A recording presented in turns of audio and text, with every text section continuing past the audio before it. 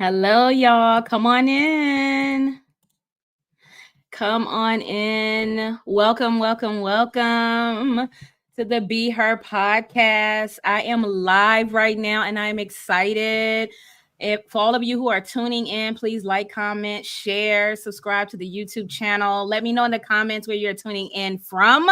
I am really excited about this podcast. This is episode 2 of my limited series podcast called Failures, Fears, and Flaws, stories that kingdom entrepreneurs don't want to share, but we sharing tonight. So I hope that you guys are ready for this. I am excited about this conversation, especially with these ladies. We've had a little time to just chop it up behind the scenes, and I hope that you are going to enjoy what's happening tonight. I see you from Missouri. I see Oregon on the line. Okay. All right. Thank you. I see you, Rebecca. I see you, Lindy. I see you. So thank you guys for just tuning in.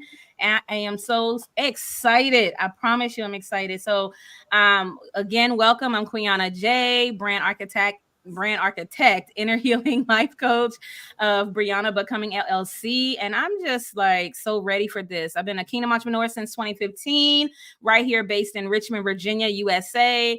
And I just like having real, raw, and relevant conversations with women and be able to just help women navigate through life. And so that is my life's goal. That is my mission, my assignment, to just allow women to just learn, heal, and become who they were intended to be for God's purposes. And I do that through my brand as well as through many other hats that I'm sure we're going to talk about tonight. But before we get started, I want to give space to these dynamic women of God that is on the line.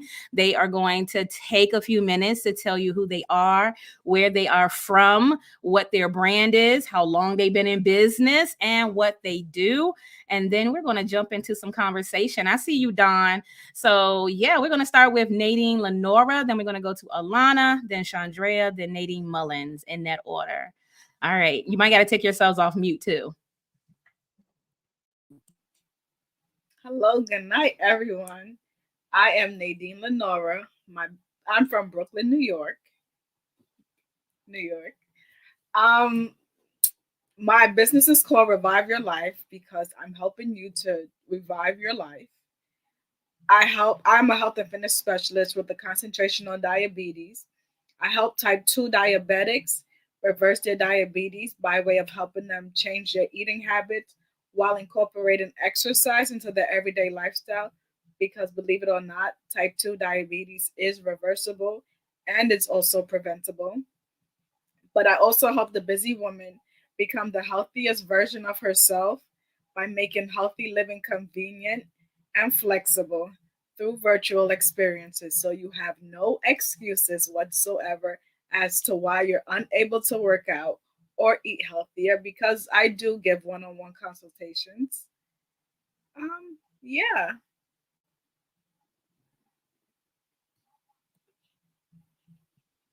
Alana, it's on you. All right. I am Alana Palm. Actually, I have my bachelor in education. So I'm a trained teacher and educator. I've been trained in experiential education, and I'm also a certified trauma professional. And I specialize in helping Christian women release trauma so they can rest in God. And what we know is that when we've experienced trauma and pain, we hold on to a lot of ways of being self-protecting, a lot of trauma responses that we're not even fully aware of. They live in our subconscious. So I help ladies to release the things that are holding them back from fully trusting God, from believing God's truth, from just receiving everything He has for them, all the joy, all the peace, the rest that He offers. And so it is a privilege and a joy to serve the women that I serve and help them just be set free from the effects of trauma. Chondrea. Okay. Hi, I'm Chondrea Black. I live in Memphis, Tennessee, and I am an author of the book God is Real. You don't even have to wonder. And it's a memoir about me and my son's journey through his illness. And what that time taught us is about how to honor time, love family, and I also encourage women in the faith and help strengthen their faith. I'm also a resource strategist where I help other authors to create their ebooks and journals and things in Canva. I found my love for Canva, so I enjoy working in Canva and helping other entrepreneurs. Well, all of us is like, Canva is the GOAT. Go ahead, Nadine Mullings. Definitely agree. I'm a fan of Canva. I'm Nadine Mullings, and I'm from Fort Lauderdale, Florida. I'm the CEO of Nadine Mullings Marketing Agency.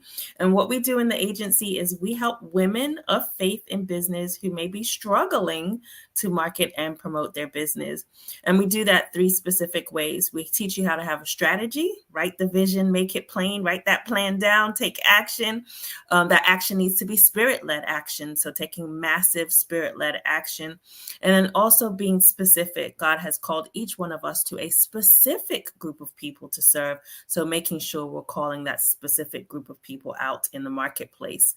So that's the work that I do in the world. It's my passion. It's my joy. What I love to do. I really feel when a woman has a successful business, it's a ripple effect in her family, her community, her country, worldwide. So we need to get more women business owners being successful, and marketing a lot of times is the key to helping you be successful. So spirit-led marketing, especially. So that's really what I help my clients to do. Awesome. I love marketing too. I love branding more than marketing, but I understand how they go together. So don't want to start that conversation. I can talk about that all day long. So I hope you guys are ready. For everyone who is on the line, I see y'all coming in. I threw some of your comments up on the line, and they're like, hi. And I don't even know as a guest, you guys, if you can see the comments, but they are like shouting out your name. And some of you, because you didn't give StreamYard your permission to know your name, all we see is Facebook users. So, but otherwise, I know that all of us is like excited to see you tuning in on tonight. So thank you so much. It is our pleasure to serve you. So the first question, ladies, is let's talk about that one limiting belief that we had to struggle through at the onset or at the launch of our business or our brand. And y'all can just jump in at any time. So what is just that one limiting belief? I'll start just to get it like pumping. But the one limiting belief I think that has that really plagued me at the onset of it is that am I going to fail? And am I good enough? Those two right there, I noticed that they were deeply rooted in rejection and abandonment as a child.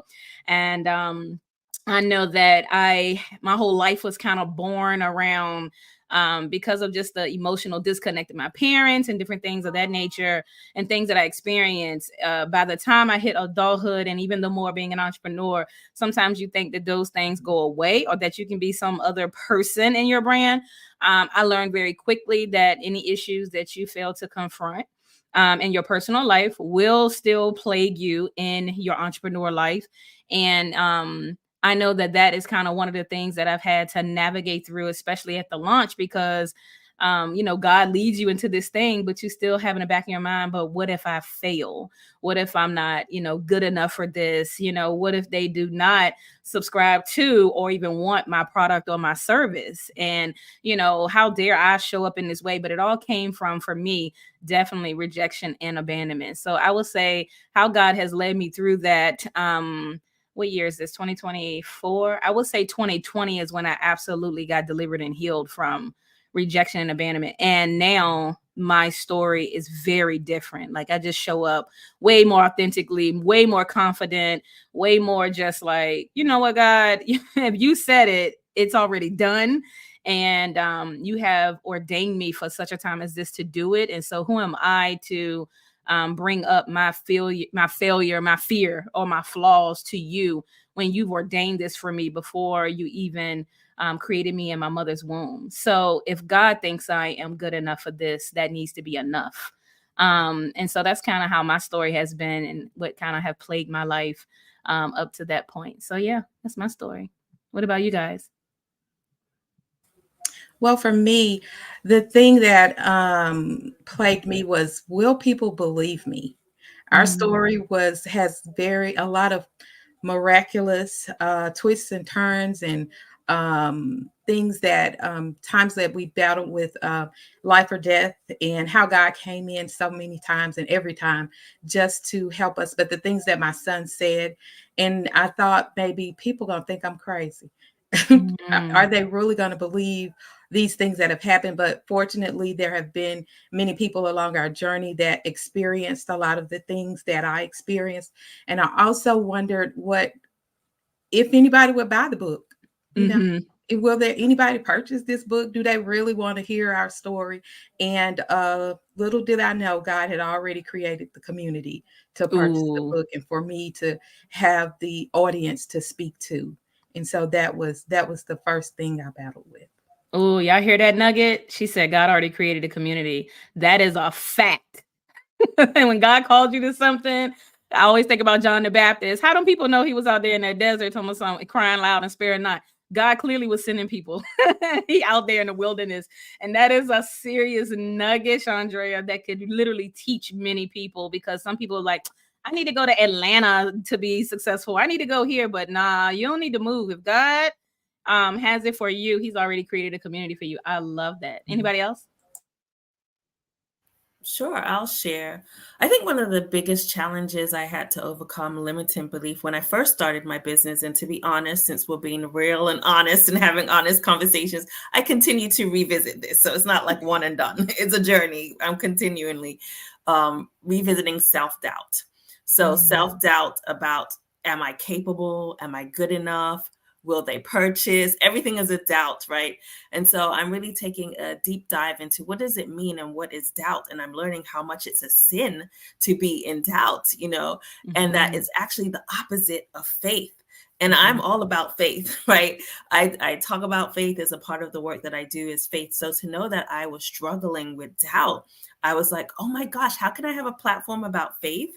And doubt is the thing that is my issue, right? This whole self-doubt. And my platform is all about having faith. Sounds like God, faith. Doesn't it? It is. It's like you got to do the work on yourself first before you can help other people. Yeah. So it's all about belief. At the end of the day, when I'm learning about doubt versus faith is what you believe, right? So when you're doubting, you're believing the thing won't happen. So there's something in your spirit saying, oh my gosh, this is not going to happen. All the doubting starts coming in.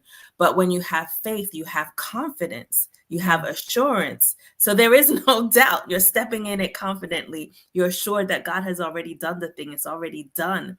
So that's why it's like opposite ends of the spectrum. When you're dealing with doubt, you're not stepping into faith. When you're stepping into faith, you're knowing and you're confident and assured that God has already done it. God has your back. So there's nothing for you to doubt. So it's just dealing with belief. Are you going to doubt or are you going to have faith? So that was something that I dealt a lot with in the beginning of my business. My backstory is I worked in corporate America for 15 years, was laid off in 2011 and really felt like that layoff was a push to start my own business. Sometimes those layoffs are the best things that can ever happen to you, because I always had an entrepreneurial spirit. Like from I was a child, I wanted to own my own business, do my own thing. And so that layoff was that push. It was that opportunity to use my severance package as seed money.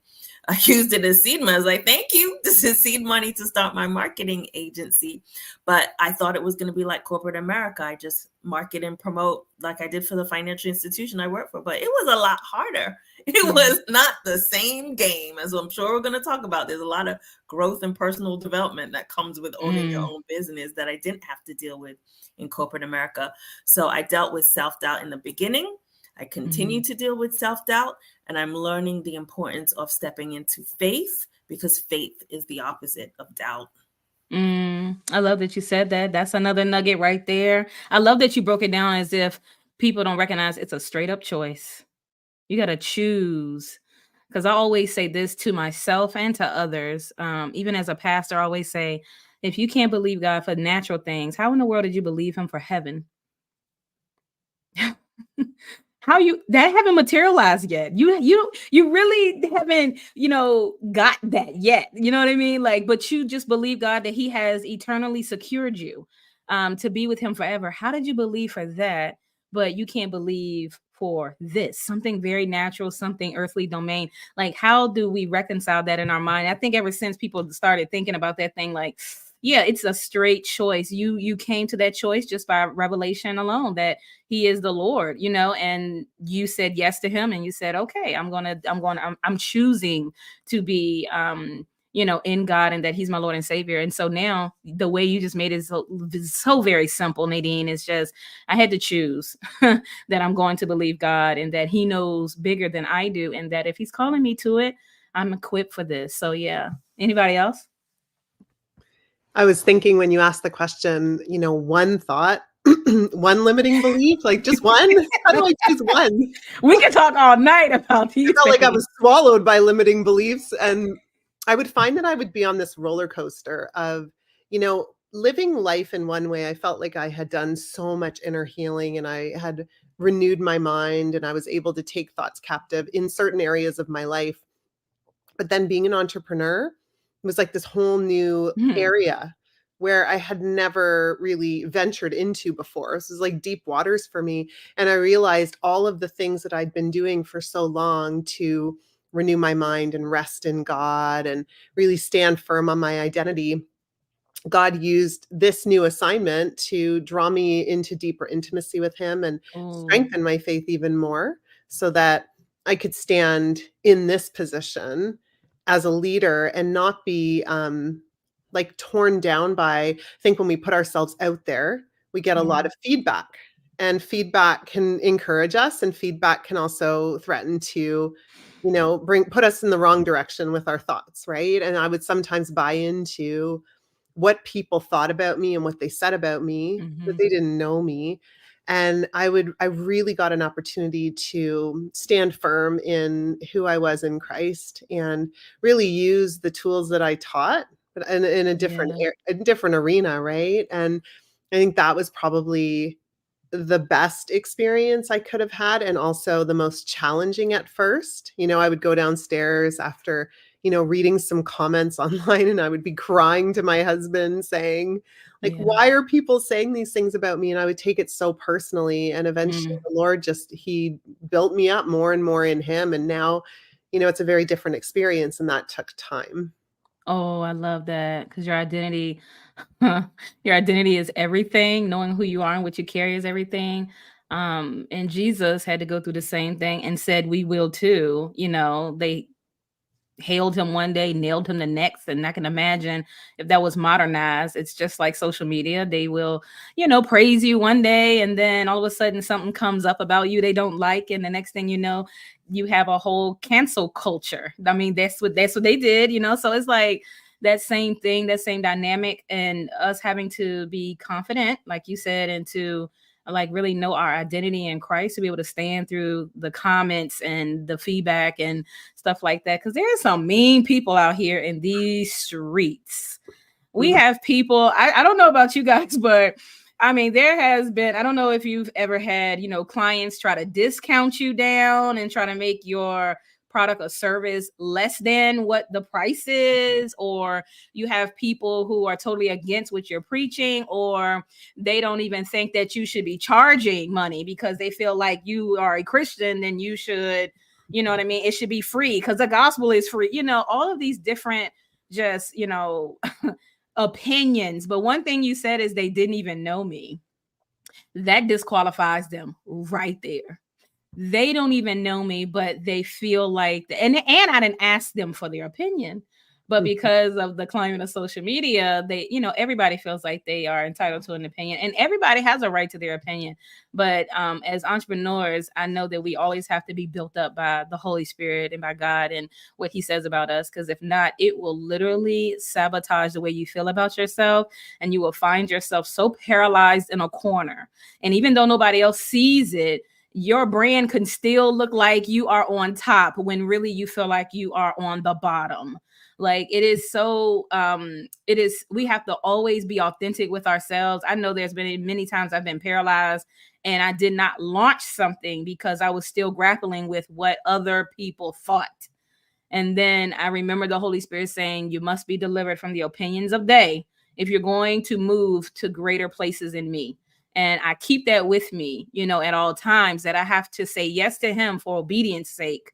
And I have to say no to the opinions of man. Thank you for your opinion. It's not warranted. And you're not helping me with this either. So it's like, why do I give them so much room in my own heart to say something and then I accept it? So when I say I know that story for sure, Alana, yeah, it's Well, real. Eventually, I learned to discern between what was coming from a place of judgment and what was coming from a place of truly giving me feedback that would be helpful for me. Constructive, Right? yeah. It's like considering the source and where it's coming from and how it's being shared.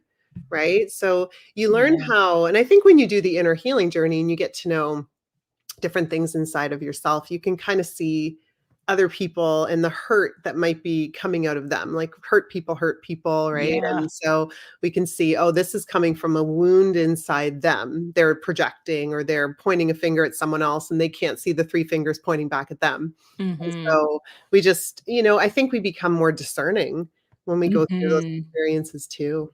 Yeah, for sure. And if you have an identity crisis already, everything's going to seem negative. You're never going to see it constructive. That's the real catch right there, that you won't even see the constructive because you are already, it landed on what you already felt about yourself, And that's why it's so important to do your own inner healing journey with God, because when he heals that place, then you can discern between the two. So that's real true right there. I know that life. My God. What about you, Nadine Lenora?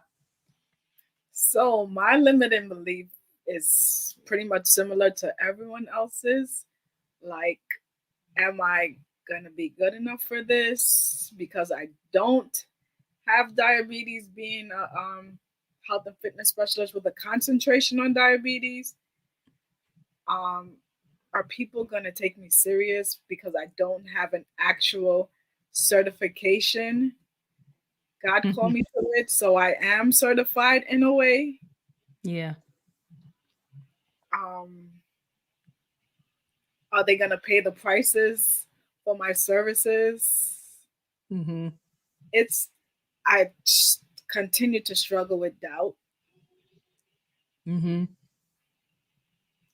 Pretty much a lot. Because it's a journey for sure. Yeah. And we're talking about something that we produce behind the scenes with the Lord, and then we're putting it out there for display. That's so much vulnerability that I don't think we recognize. It feels like you're putting your baby on display and saying, will you receive it? Do you accept it? And so it's a very personal journey, whether people admit it or not. It's definitely personal.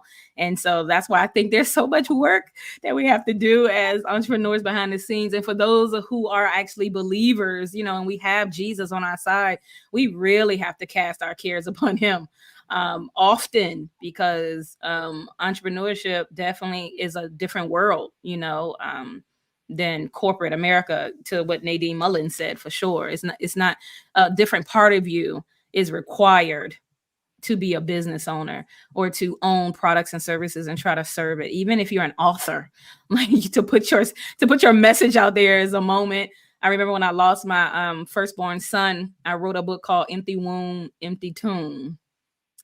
And really, I think it was just my heart poured out in a book that, God wanted me to walk through. And, when I put it out, I didn't know that the hospital, was going to pick up some copies and want it in the prenatal unit, like all of these different moments that I'm just looking at God like, I didn't think he was going to go so far, but the whole time he was like, oh, I'm going to make this pain the platform and purpose. So just trust me. I know that this was tragic, but if you don't die here, but you live from this point on, I'm going to use it as I'm going to weaponize you basically against the kingdom of darkness so that you can see the victory that can come out of it, because he turns everything around for our good if we let him. And so I remember in that season I had to give him permission. So that's why I really relate to even your story, Chondrea, even though it's a different type of, loss, but to be an author even is, it's still a business because you're selling something, and it's still a moment because you gotta, push this product and, really go there. And then I love the fact that you turned it around and say, you know what, not only am I going to just be an author, I'm gonna help other emerging authors. So I just love how God is just operating there too. So yeah. So let's talk about failure then. So let's talk about a time when we felt like a failure, even to the point of tears in our business, and how we overcame it. I will start, I guess. Let me see. A time when I felt like I was a failure. I will say when I had launched, I think I had launched a product. I can't remember which service I had launched, but it was a total flop. It was a total flop. Like, it was like nothing. Even after I have prescribed and did all of the build, all of the marketing, put money into it. Like, I'm talking about, like, I went beyond just a moment of what I would normally do just to release this thing. And there was no return. And I remember being mad at God, like he had did something. And I'm starting to realize that God, how I overcame that, of course, is I've always been a person that will at least try again, but I better have a real good reason why I'm gonna try again. And so I remember just being mad at God about the thing. And I know that God is like, I don't even know why y'all mad at me, because I didn't do nothing. I had nothing to do with it. But how he walked me through it, he was like, never attach your failure to your identity. Right there is where I was like, what? Like, there's a separation, because I had took it personally. To Alana's point, I had took it personally. Like, God, you told me to start this business. I started this business in the hospital on bed rest with my second son. I was like, so God, I'm like all in and, going hard and, giving it way more than even God required at that season, to be honest. And I was just like, I don't understand what happened. And I just remember God just walking me through it, saying, yeah, don't attach failure to your identity, because it doesn't define you as a failure. Usually when something fails, we'll be like, oh, I'm a failure. And God is like, how could you be a failure? I've blessed you beyond measure, and there is a blessing on you. And even though the task may fail, it still doesn't define you. You're still the same. You're still an heir. You're still a daughter of the Most High God. Nothing about that has changed, but we make it seem like we are no longer empowered to succeed. And God is like, no, I blessed you and have commanded you to be fruitful and multiply. So by any means necessary, you need to be making strides. And a part of life and a part of process is how you handle failure. And once you manage your emotions, which is where it all crumbles, this is where I had to really increase my emotional intelligence and become very aware of where it came from. And at that time, I really didn't pinpoint it, but now I recognize that that rejection and abandonment is like an octopus that has its tentacles in a lot of different areas of my life. It shows up in different places, but I didn't know that at the time. But definitely it was attached to that, because when you have like those limiting beliefs, or when you've also had like some trauma and the way you've been, groomed or even raised, and how some things may have been missing in your life, and the way that you were parented, it has so many effects, and it makes you feel like you're so insignificant. And it will also cause you to always strive to do things, and it got to be the big and the grand and the best. And if it isn't that, and they call them high achievers in the secular world, and I recognize that many high achievers are just strivers for attention. And I had that really in my life, and God just had to stop me at one point and say, who are you trying to please? And that's a real question, because that made me, I couldn't immediately just be like, I'm trying to please you, God, because God could have he could have cut that whole thing down and said, nah, it ain't me. There's a little girl in you that's crying out for somebody else, and that's who you need to pay attention to. And I recognized it was my mom. I wanted my mom's attention. So I always tried to do things. And that's when God began to show me, your whole life is like this. The reason you was a B student all the entire school career is because you wanted her attention. You joined every club. You've been a part of every team. You've done all that, and you still didn't get it. Then now you're an adult, and now you got to walk in a room and you got to be the loudest one there. You got all of this points to you needed the affirmation. And even though I'm the father and I'm giving you the greatest affirmation you will ever need, it's still not good enough to you.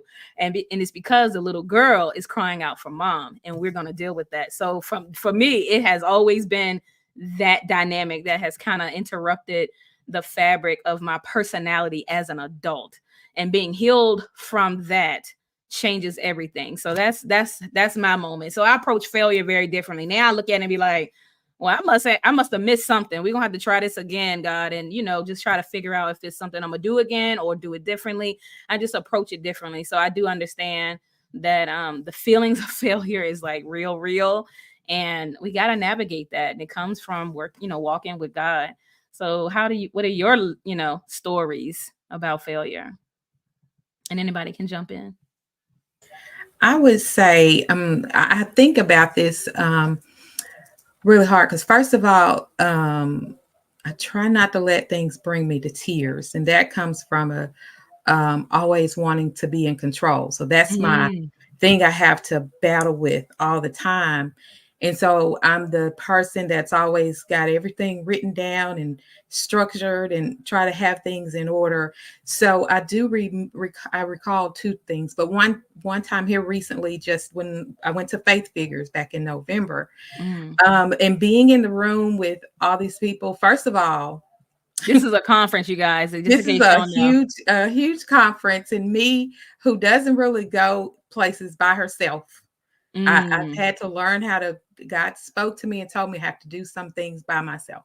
So I'm going to Chicago by myself, to a big city by myself, and not knowing anyone there, and just the people that I've met online, but I just don't really know them. But being in the room and everyone being able to explain, what they're here for, what they're doing, who they're here to help, and all those things. I didn't have any of those answers. And I wasn't able to clearly articulate, who it is I'm trying to serve. Because like I said to God, I didn't ask to do this. You told me to do this. I didn't want to do this. And so that moment did really bring me to tears that evening. But in the morning when I woke up, he said that I was stretching you.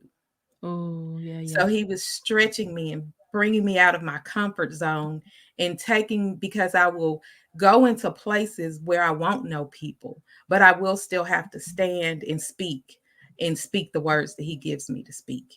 And so he's been stretching me ever since. I wrote the book in 2021, and I'm definitely not a person that stands out and talks to strangers or walks up to people and tell them, speak to them about the Lord. But he has changed me. He has brought that person out of me that has been there, but that was covered up by the things of the world. And he's and I love her. I love the person that he is showing me and that I'm becoming. And that moment did bring me to tears, because I felt so incapable and wondered, had I spent all this money and did all this for nothing? Was I wasting time and money doing this and wasn't going to get what I needed out of it? But that moment was what I needed from that. Wow, that's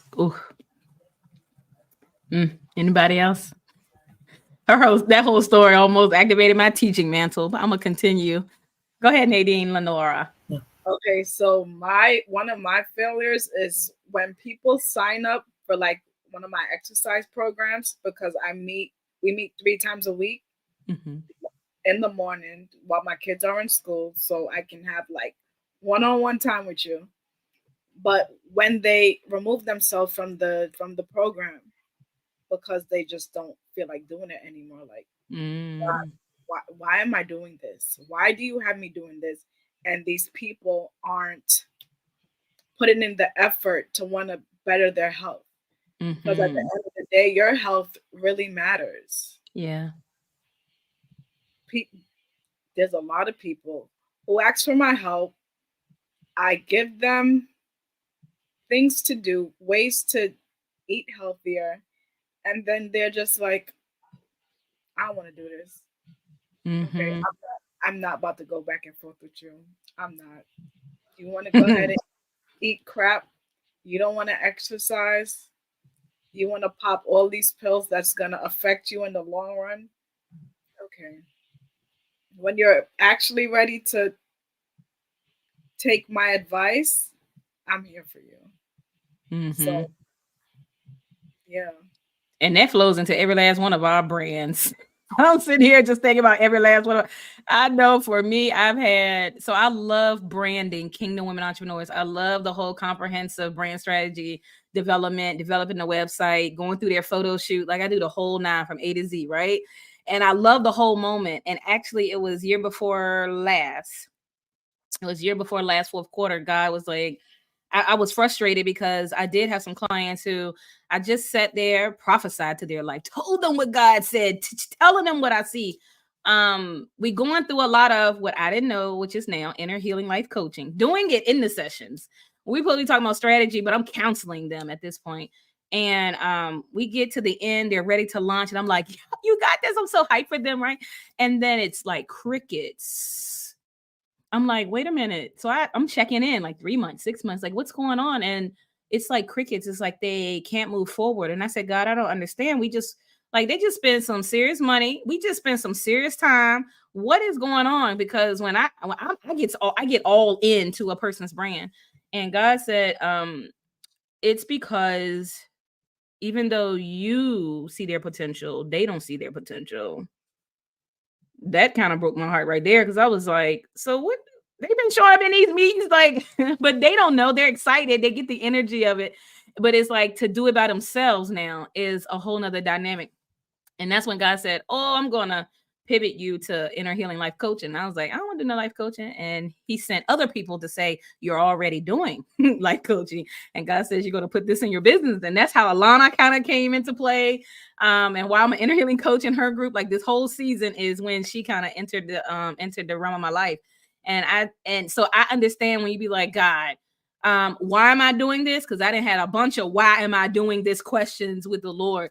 And of course, his main answer was because I put this on your life. So now my why is I'm not doing it for them. I'm doing it because of him. And he's going to have to deal with the hearts of the people that say they want what I have, but then they leave. And really, because I can even be honest, even in my own health journey, that health thing is serious, and it is such an inner healing journey all by itself. And so even though you have like all of the methodology, and you can see this for the person, you like, if you would just listen, if you would just, and I like watching who likes watching what is the name? My 600-Pound Life with Dr. Now. I think it's Dr. Now. He is a hot mess in the way that he deals with, the clients who are coming for bariatric surgery, because he's telling them, listen, you need to go ahead and start losing weight now. Let me see what you can do now, because now you want this surgery, but I want to know, can you actually get into this lifestyle that is going to require? And, he sometimes he be chopping them right at the knees, and be telling them about themselves.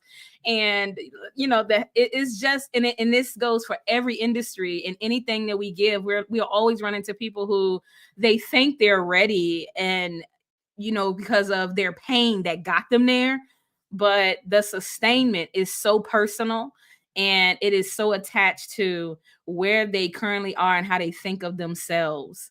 And so a couple of things could be happening, Nadine, in that respect, where it's like, you just got to have the patience that you've sown enough seeds, in their life, that they will return later when they are absolutely ready, with hopes that it doesn't take a death threat to send them back. You know what I mean? But you keep on educating and keep on doing what you do, because God sent you. And it's not your problem they didn't get the message. When you stand before God, he will say, well done to you, because you did everything that you could do to help his people.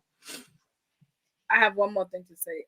Go ahead. So I was diagnosed with breast cancer back in 2022. Yeah, Wow. 2022. I'm fine. I'm in remission. But he said it wasn't for me. It's for someone else. But I'm like, why would I get this? Like, Lord, this doesn't run in my family. So again, so I had to like, I'm not a horrible eater, but I had to like change a lot of the stuff that I was consuming. I am a big tea drinker, and most teas have caffeine in it. So now I've had to drink tea, but caffeine-free tea. Mm-hmm. So I've had to change a lot. And Well, now you got the story to tell. yes, It's so purposeful. It's so, not that God, of course, imposed this, but now that the story is here, God is like, you gonna let me use that? Because that's gonna be another element to the message, you know what I mean, that you get to preach. Like, listen, you don't want to wait until you get the diagnosis. You don't want to, and even if you do, you want to make the changes, you know what I mean? And then just being patient all over again. Because some people do not have it in them yet to make the paradigm shift, to do what's necessary to get through the process that you know works for them, you know? So I think all of us got a story like that with some clients for sure. How many? Because I'm just thinking of some right now, like, if they would just commit, but all of us have a commitment issue at some point in life. So all we can do is have grace, you know, and just try to work them through it. What you got, Alana? It's heartbreaking when we want something for somebody more than they want it for themselves, when we see the possibility for them, but they just can't see it for themselves, or they're so kind of stuck in patterns that they don't know how to get out of them. And they just stay committed to these old ways, even though with God, anything's possible. It's just, they're not taking those steps. And I know I've carried that burden of people who I just so desperately wanted them to experience his freedom and his healing. And for whatever reason, they were held back from that. And they just, maybe they didn't think they were worthy of it. They didn't even know what life would look like on the other side. There was fear about going through the process.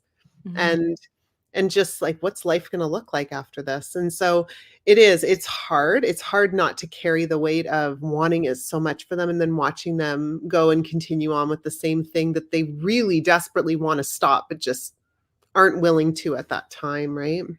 Yeah. And sometimes even as business owners, we got to think outside the box in a way that is going to help the client, in a way that we could probably, you know, add to our program that will bring value to get to that point. So, you know, God pivoted me to inner healing coaching to supplement the brand development part of it. And for other people, they might have to add. So I say that to say, Nadine Lenore, that you really could add almost a person who does like that psychological work. You could add it to your program. You may have to increase the price a little bit to accommodate the price of the person who would come and partner with you. But you can say, hey, you have several sessions with me and you have several sessions with this other person as well. And so you're getting both components to kind of like bridge that gap of where your passion really is, where you're, because, you know, when you're frustrated with God, you got to like look for a solution. How can this work? And God will give solutions. So that could be like an amazing solution, because I don't think I know anybody that actually does that in the fullness of the program. Usually it's like two different things, but to add that as a component to your program, maybe actually, you know, a great breakthrough, because it's like they're getting therapy on top of working through the health, but the therapy is totally focused on, you know, navigating them through this nutrition program. So well, and you know what it is too, because a lot of times it's that there's a part of us that, like, there are parts of us that really, really want to exercise and lose weight and be healthy. And there are parts of us that are very committed to other ways of being. You know, I really want to release weight and I really want to eat that cake. I really want to release weight, but I really want to go out for dinner with my friends and have a drink, and I'll just start again on Monday, right? And it happens a lot. And so it's almost like the work I do with women is looking at the different aspects of who we are, the different parts of who we are, and where there's an objection. Like there's, you know, you really want this thing and there's some part of you that's objecting. And why is that part objecting? What is it holding on to that it's not willing to let go of in order to let you move forward? So that, I love Quiana's suggestion. I think that's a great idea, is, you know, bringing someone in who can work with those, you know, people who you serve on that level to help them experience that inner healing so that they can remove the roadblocks, you know? Yeah. So good. Nadine Mullings, what about you? I don't even remember the question anymore because I think talking about failure. Yeah. Biggest failures. I think for me, what I always struggle with is events, right? Events are a great marketing tool, a great marketing strategy. So having online events, having in-person events is always a good thing. But sometimes it can be a struggle to get people in the seats, right? To get people to get the tickets, right? So for me, I think, some of my biggest failures in my eyes was not being able to get the amount of people that I desired into those events, whether it was a virtual event or an in-person event. You may have like this number, like, oh, I want 50 people. And it could be programs too. It could be our programs. Oh, I want 50 people in this. I want 100 people in this. And then we're like way short of that number. I'm like, oh, what happened? This is such a big failure and a disappointment. I think the biggest thing I struggle with is the disappointment of it all. It was almost like would stop me in my tracks. I was so disappointed, because you put your heart and soul into the work and the event and everything that you want people to get from it. And then when only few people show up, you just get so disappointed, or I got so disappointed. But I learned to look at disappointment differently. I realized that a part of this journey as entrepreneurs and business owners is disappointment, is failure. So embrace it. It's like, yay, here comes another disappointment. Yay, here comes another failure, because it's a part of the journey. And the key is to learn the lessons from it. Okay, how can I do it differently? What can I change this time? What copy can I change? What is God trying to teach me? Maybe there's something internally that He wants me to work on.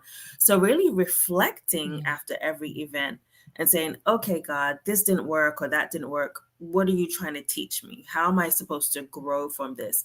And I think another thing that really shifted me was what if versus even if, right? I call it even if faith.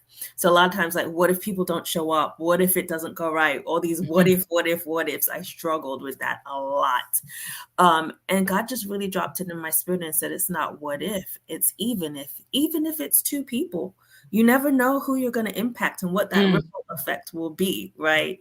Even if, it doesn't sell out, it's still good because you're doing the work that I called you to do in the marketplace. So changing that what if negative thought pattern to an even if changed everything for me. It was like, okay, even if I don't get a lot of people to this event and I am disappointed, I will learn from it. Even if, right, it doesn't go the way that I think, because sometimes, I can be a perfectionist and want things to be perfect. Then I see an error on the flyer or an error on the page and I'm like, that's me. It's like, even if there's an error on the page, people will still sign up because it's about the content. It's not about being perfect, right? Really stepping into that even if faith instead of the what if. Right? Negative pattern, even if. And that even if I feel a lot of times is also confirming that, God has your back. I always think that compare it to the 3 Hebrew boys and the fire. They were like, even if God doesn't save us, we're going to be obedient and we're going to go in the fire, right? They had even if faith. They didn't know what it was going to look like. They didn't know how God was going to show up, but they knew it was the right thing to do. They knew they were being obedient. So they were going to face that fire and have even if faith. So that really helps me to get through failures, disappointments. It's a part of the journey. Number one, that's how we learn. It's how we grow. And I have to have even if faith.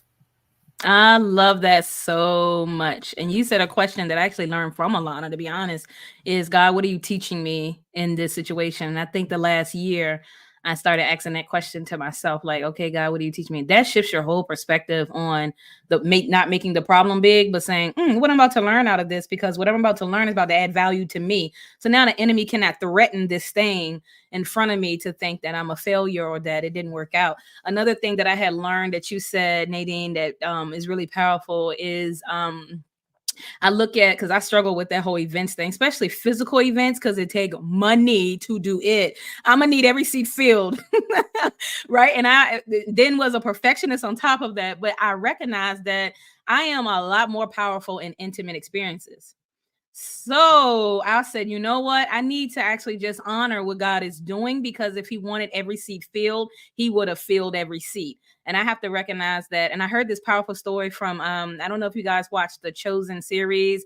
It's about Jesus from the eyes of the disciples. Powerful as all get out. But the owner of that, or the producer of that, Dallas Jenkins, he said something so key. He said God told him, you're responsible for the fish and the loaves, and I'm responsible for feeding the people. And he said once God told him that, it released him from the burden of trying to get people to see the show or to fill the seats or whatever, because he left that job to God. And ever since then, I was like, that is it right there. God, this is what I'm doing. This is what you told me to do. I am putting this event out there, and this is the end. Like, whoever shows up, I'm going to give them the best experience whatsoever.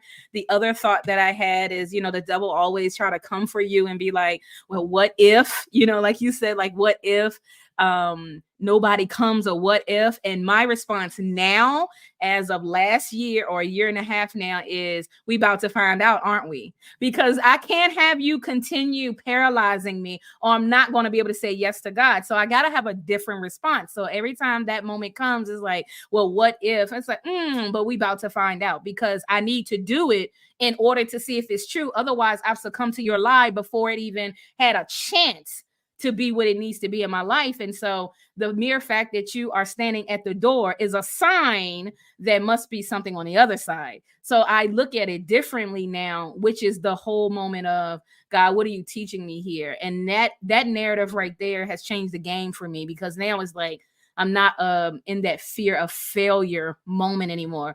I'm able to just shift. Now, I ain't saying the thoughts don't come. You can be straight up delivered from rejection, abandonment, and still be plagued with thoughts, because you can't control, as they say, you can't control the birds flying over your head, but you do control if they build a nest in your head. So I can't control the narratives that will come into my head, but I do control if they will actually establish a whole house and become a whole place that drives my life. I do control that, but the thoughts are going to come, and they're going to come from various sources. And yes, you should acknowledge them and explore where they're coming from. But even the more, you need to make sure that you know the word of God to come against it, and to have make a choice and have a stand, because otherwise the devil will always play you, and you will not get far in life without it. You know what I mean? So the word of God is like so true. So I just love what you said, Nadine, about that, because that's real right there. So we got a couple more minutes. I do want to talk about like how we manage all these hats. So I just want you to go around and just talk about how if you're a mother, a wife, then your business owner, like what are the hats you wear, and then how do you manage it? And yeah, I'm gonna let y'all have this floor. Go ahead. I'll start off with managing the hats in your business. So I'm not going to talk about roles that we play outside of our business, because a lot of times when we start businesses, we're solopreneurs, and we're the accountant, we're the marketing person, we're the operations, we're all the things in the business, right? And we usually don't have the skill set for all the things. But initially, just because of finances, you have to be all the things. You can't hire all those people immediately when you start your business. Yeah. So I think when it comes to managing the hats within your business, it's about taking baby steps. Like, what can I do right now to be supported, and who can support me? And maybe it's hiring a VA that can work 5 hours a week, right? To get some of the stuff off of your plate, so you're not overwhelmed with all the things with your business. Then you burn out, and then you can't reach the people that God has called you to serve in the marketplace because you're burnt out and you're overwhelmed, right? So I would say take some baby steps when it comes to your business and all the hats, and think, who can help me with this particular thing? Maybe it's an intern, maybe it's a family member, maybe it's someone that wants to just help out, in your business, or maybe you need to make a small investment and start with a VA before you start building a team. Because if you want to create a business that's sustainable and successful and profitable, you're going to eventually need a team. You cannot do all the things, right? So what's the first step? What's the first right step you can do today to help get the support within your business, so you don't have to balance all the plates and wear all the hats? So think about what the first small step is. Love it. Anybody else? Yeah, I love that too, is looking at how to make it work. And it's hard at first. I know when I was thinking about hiring a VA and growing, I thought, oh my goodness, like, how am I going to make sure she's paid? And, really trusting that if it's growing, to bring that person on and know that, yeah, we will. And I don't know if you ladies are the same way, but I know me, and I will stretch myself to the limit until I feel like I'm just like, I can't stretch anymore.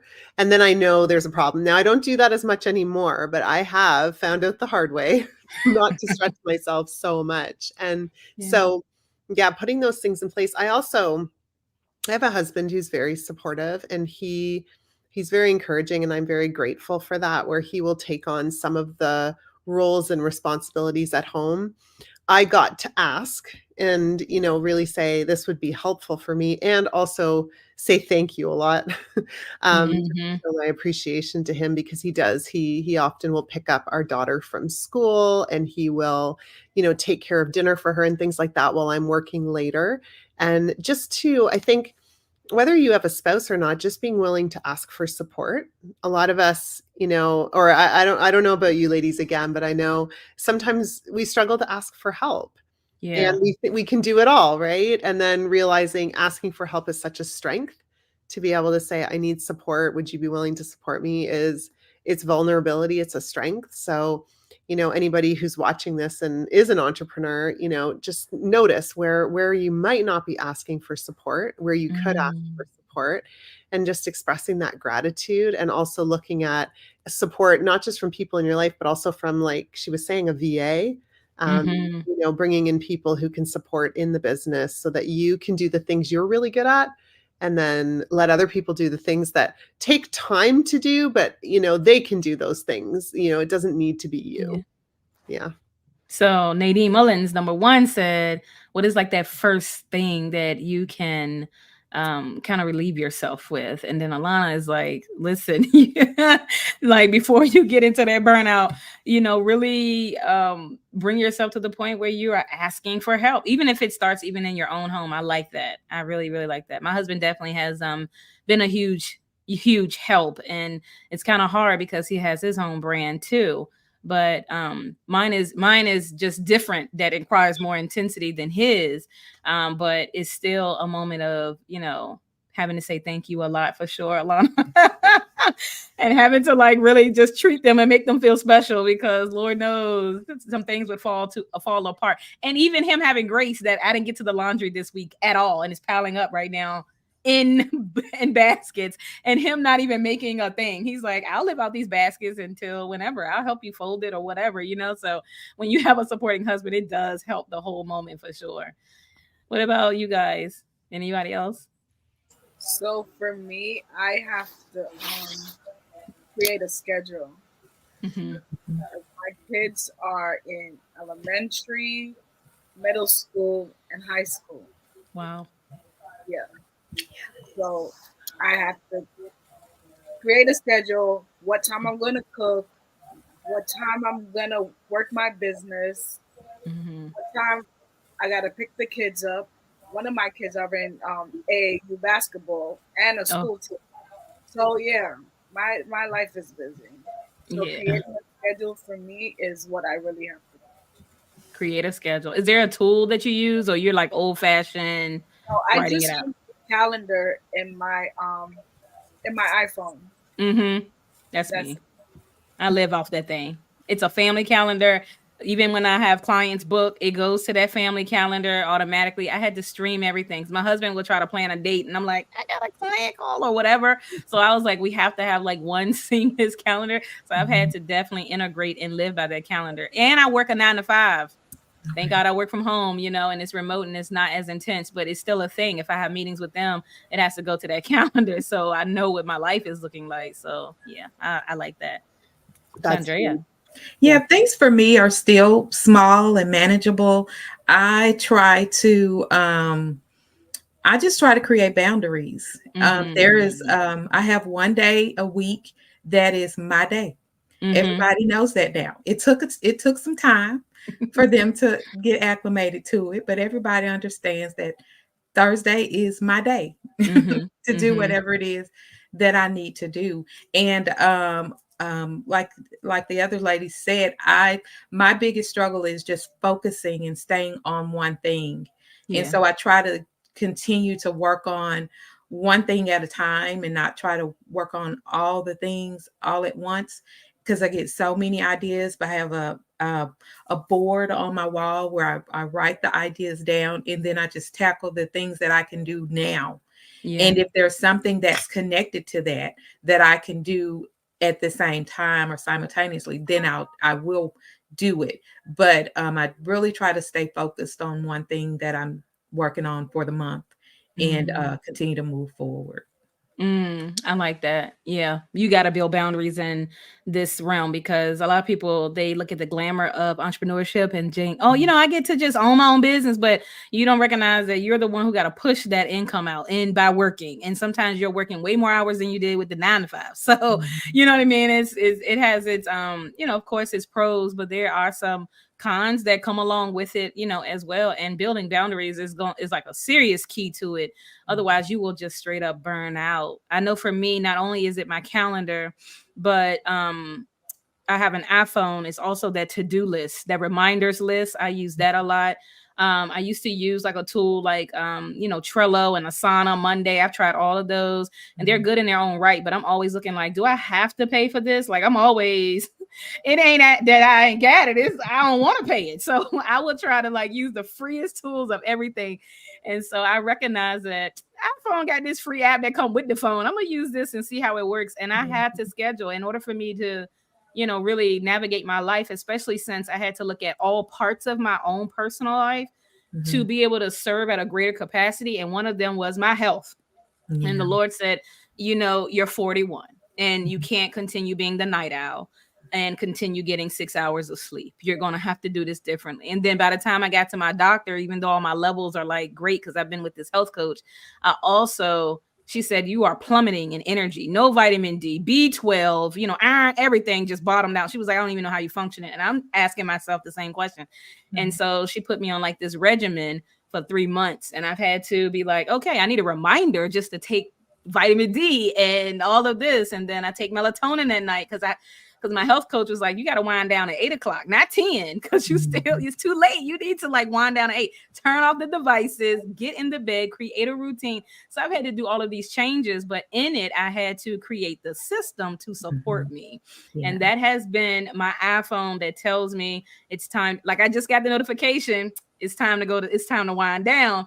And it's going to say, it's time to take your vitamin D or whatever. My whole regimen is like wind down. The phone goes off. Everything goes dark. It's like supporting me. Even when I wake up, it's like, hey, you have your time with God. I go to water aerobics, and I can't be like, I'm going to bed at 2 and trying to get up at 6. It does not work. I don't have that same energy. My mind tells me that I'm still 20, but my body is like, it's not going to work out. So I for sure had to create a system to make better habits for myself, to be able to serve at a greater capacity and have the energy to do it. And ever since my doctor, who's really naturopathic, like she's a straight up plant-based, doctor, she was the one that was like, you need to take magnesium and, vitamin D. So these things that she supported me with. And now I'm like, I didn't even know that I was plummeting in energy until I got on to these things, So sometimes you have to, also as you wearing all these hats, you need to look at the total man. Am I battling anything internally in my soul? What is going on in my body? What is going on in my spirit? Am I feeding myself off the word of God? Am I even getting in the presence to be supernaturally touched by him so that I can continue moving on with clarity and, with wisdom that I wouldn't get if I didn't spend time with him. So I just think that prioritizing the things that matter so that you can do the things that matter, it has been kind of my go-to of how I've been managing all these different hats. Because for people who don't know, on top of being a wife, on top of being a business owner, I'm also a pastor with my husband. So that's a whole nother dynamic that I sometimes look at God and be like, how is this even happening? And I've had people say, how are you doing all this? And I say, hey, no, but grace. I'm not even trying to figure out how I'm doing it. I'm just one day at a time, just going along with it, So it's been a beautiful ride though. And I love it. So I hope you guys got some tools out of this because they definitely, Each and every one of us has said something different. I hope you wrote it down so it can help your life with entrepreneurship. Some of you maybe even single moms, you know what I mean? And you got to manage all of that. Some of you are married and you got to manage that. Some of you have ministries that you are part of and you got to manage that. But whatever you do, just make sure you're called to it. Make sure that you're saying yes to the things God has for you in this season. Whatever God is calling you to do, say yes to that. And for everybody else, you need to say no to that. And be okay with the no. That's where they're building boundaries is. Listen, I'm not talking to nobody on Monday and Tuesday. And commit to that. You got to have your own boundaries and really commit to your own well-being. That's going to be key to your success in entrepreneurship for sure. So before we end, I just want each one of you ladies to just tell the audience how they can actually connect with you, whether it's your website, social media, and, let them know. We'll start with you, Nadine Lenora.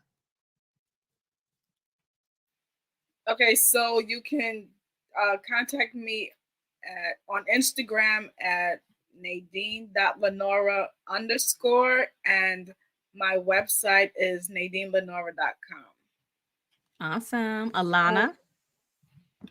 So my website is wakeupjoyful.com, and I run a free 5-day Experiencing God's Love intensive every few months. And if you want to sign up for that, it is wakeupjoyful.com/love. I like that. Chondrea? Yes, you can contact me on Facebook at Chondrea Black. My website is corionsmom.com, CORIONSMOM. And on Instagram, I'm at corionsmom. And on my website, you can get a free few pages of the book. I think it's the first 3 or 4 chapters of the book.